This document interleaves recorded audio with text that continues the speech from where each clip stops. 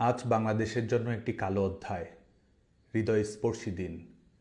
আজ গোপালগঞ্জে দখলদার ফ্যাসিস্ট সরকারের পেটোয়া বাহিনীর নির্মম তাণ্ডবে মৃত্যুবরণ করেছে দীপ্ত সাহা, রমজান আলী সহ আরও অনেকে। আহত হয়েছে শতাধিক। হাসপাতালে মৃত্যুর সঙ্গে পাঞ্জা লড়ছে অনেকে।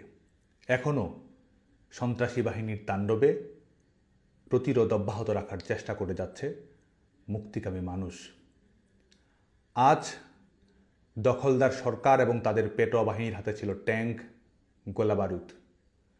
জনতার হাত ছিল খালি, বুকে ছিল বারুদ ভরা স্লোগান আর পিতার তর্জনীর অদম্য প্রতিবাদের আকাঙ্ক্ষা। আজকে এই নির্মম হত্যাকাণ্ডের বলি যারা হয়েছে তাদের সবার স্মৃতির প্রতি শ্রদ্ধা জানাচ্ছি, পরিবারের প্রতি সমবেদনা জানাচ্ছি।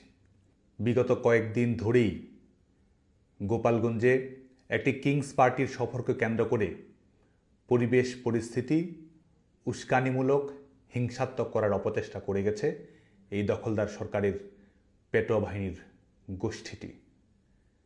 এর আগে তারা ছাত্র জনতা পুলিশকে নির্বিচারে হত্যা করে ক্ষমতার মসনদে বসেছে। ক্ষমতার মসনদে বসে হত্যাকারীদের ইন্ডেমনিটি দিয়েছে।